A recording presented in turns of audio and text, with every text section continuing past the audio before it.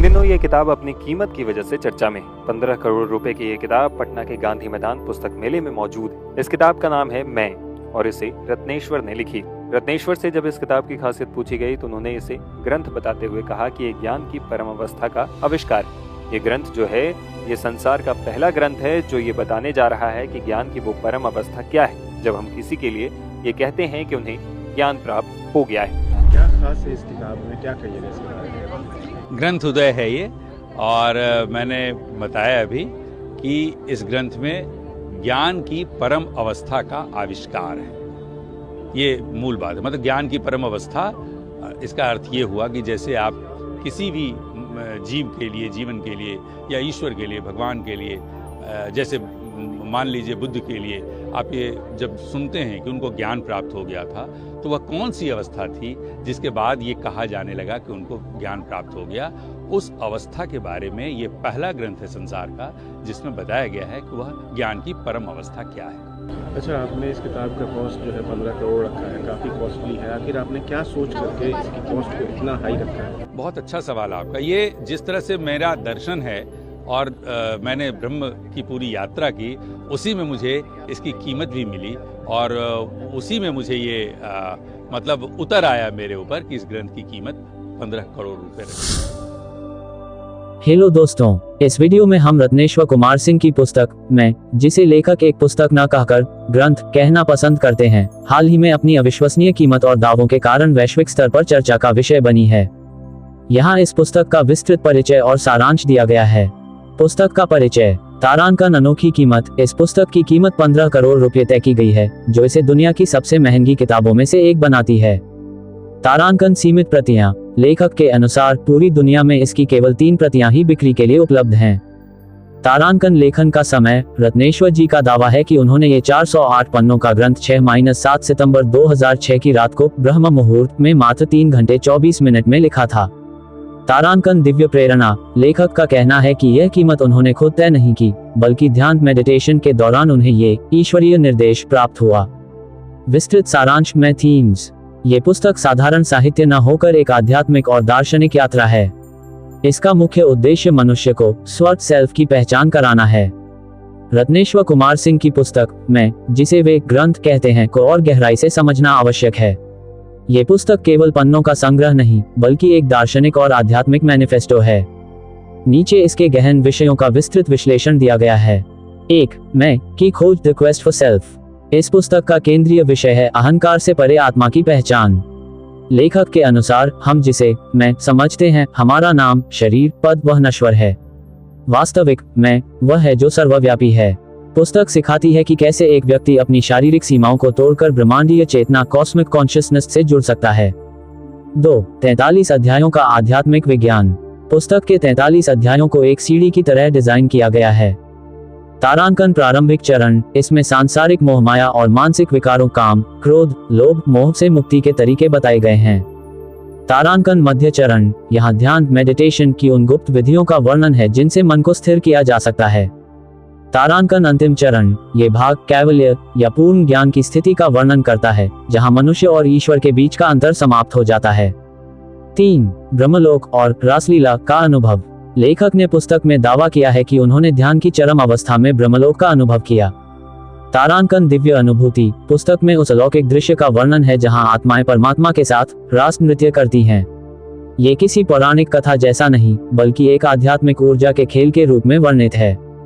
तारांकन समय का अंत। लेखक बताते हैं कि उस स्थिति में समय, टाइम का अस्तित्व खत्म हो जाता है। न कोई अतीत रहता है, न भविष्य।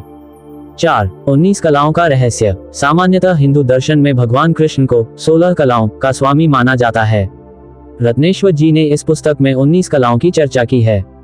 उनका तर्क है कि चेतना के विकास के साथ साथ ज्ञान की नई परतें खुलती हैं और ये अतिरिक्त 3 कलाएं आधुनिक युग के मनुष्य को पूर्णता तक पहुंचाने के लिए आवश्यक हैं। 5. मोक्ष और जीवन दर्शन। ये पुस्तक जीवन दर्शन पर जोर देती है, न कि केवल मृत्यु के बाद के मोक्ष पर। तारांकन जीवित रहते मुक्ति। इसमें बताया गया है कि संसार में रहते हुए, परिवार और जिम्मेदारियां निभाते हुए भी व्यक्ति मुक्त कैसे रह सकता है। तारांकन विश्वास बनाम ज्ञान। लेखक का कहना है कि किसी बात को केवल इसलिए न माने क्योंकि वह लिखी है, विश्वास, बल्कि उसे खुद अनुभव करें, ज्ञान। लेखक का दावा और उद्देश्य। लेखक के अनुसार ये ग्रंथ लिखने के लिए उन्होंने कलम और स्याही का उपयोग तो किया, लेकिन शब्द उनके नहीं बल्कि ऊपर से आए थे। इसकी 15 करोड़ रुपए की कीमत के पीछे उनका तर्क है कि ग्रेटर देन, जो वस्तु आपको जन्म मृत्यु के चक्र से मुक्त कर दे और ईश्वर का साक्षात्कार करा दे, उसकी कीमत सांसारिक धन में नहीं आंकी जा सकती। ये कीमत केवल एक ऊर्जा विनिमय एनर्जी एक्सचेंज है। ग्रेटर देन, अनोखा पहलू, पढ़ना नहीं महसूस करना। इस पुस्तक की एक और विशेषता ये बताई जाती है कि इसके शब्दों में एक विशेष प्रकार की ध्वनि ऊर्जा वाइब्रेशनल एनर्जी है। लेखक का दावा है कि यदि कोई इसे श्रद्धा और एकाग्रता से पढ़ता है तो उसे अपने भीतर शारीरिक और मानसिक परिवर्तन महसूस होने लगेंगे। रत्नेश्वर कुमार सिंह के ग्रंथ मैं का सबसे विशिष्ट और रहस्यमय हिस्सा इसकी 19 कलाओं का दर्शन है। सामान्यतः भारतीय दर्शन और शास्त्रों जैसे श्री कृष्ण के संदर्भ में 16 कलाओं की चर्चा की जाती है, लेकिन इस पुस्तक में 3 अतिरिक्त कलाओं को जोड़कर एक नया आध्यात्मिक आयाम प्रस्तुत किया गया है। यहाँ इन विशिष्ट दर्शनों का विस्तृत विवरण है। 1. 19 कलाओं का रहस्य, द 19 डायमेंशंस ऑफ कॉन्शियसनेस। लेखक के अनुसार 16 कलाएं एक पूर्ण अवतार की निशानी होती हैं, लेकिन 19 कलाएं उस स्थिति को दर्शाती हैं जहां मनुष्य ब्रह्मांड के अंतिम रहस्यों को समझ लेता है। तारांकन प्रथम 16 कलाएं, इनमें अन्नमया, प्राणमया, मनोमया, विज्ञानमया, आनंदमया जैसी अवस्थाएं और धैर्य, क्षमा, मति, बुद्धि, दान जैसी मानवीय शक्तियां शामिल हैं। तारांकन अतिरिक्त 3 कलाएं, रत्नेश्वर जी के अनुसार ये कलाएं अति चेतना सुपर कॉन्शियसनेस से जुड़ी हैं। तारांकन ये कलाएं व्यक्ति को काल, टाइम और स्थान स्पेस के बंधन से मुक्त करती हैं। तारांकन इनका संबंध शून्य और अनंत के बीच के सेतु से है। तारांकन लेखक का दावा है कि ये 3 कलाएं आधुनिक मनुष्य को मशीन और पदार्थवाद मटेरियलिज्म से निकालकर वापस दिव्यता की ओर ले जाती हैं। 2. मैं का त्रिकोणीय दर्शन, द ट्रायंगल ऑफ सेल्फ। पुस्तक में मैं को समझने के लिए 3 स्तर बताए गए हैं। तारांकन स्थूल मैं, फिजिकल सेल्फ जो हम समाज में हैं, नाम, जाति, पेशा। तारांकन सूक्ष्म मैं, इनर सेल्फ हमारे विचार, भावनाएं और संस्कार। तारांकन कारण मैं, यूनिवर्सल सेल्फ व शुद्ध चेतना जो कभी नहीं मरती। ग्रेटर दैन ग्रंथ का मुख्य दर्शन पाठक को पहले 2 स्तरों को पार कराकर तीसरे स्तर कारण मैं में विलीन करना है। Greater than 3. रास का वैज्ञानिक और आध्यात्मिक दर्शन।